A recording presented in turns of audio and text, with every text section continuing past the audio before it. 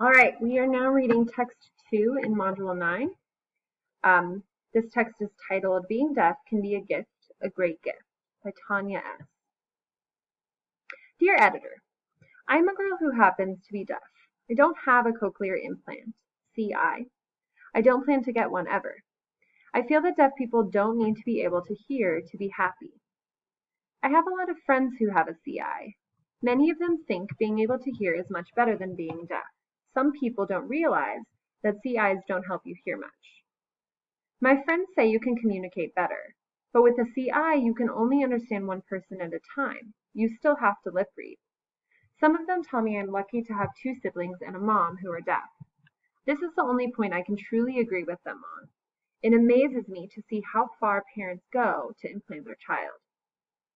Once, someone even begged for money to fix his son's CI. If parents do want to put a CI on their child, they should wait until she or he is older. That way, the kid can decide what he or she really wants to do. I used to long to be able to hear. I wanted to know what it was like to hear people talk. But then I realized that deafness is not a disadvantage. Now I love being deaf, and I will never stop treating my deafness as a gift. So parents, please don't implant your child. Wait until they are older. Then they can make their own decisions. Please accept that they will never be fully hearing. Treat their deafness as if it was a gift, because it is. If you grew up in a family like mine, you would understand why I think it is such a great gift to be deaf. I don't think that there are enough people who prize their deafness. Tanya S.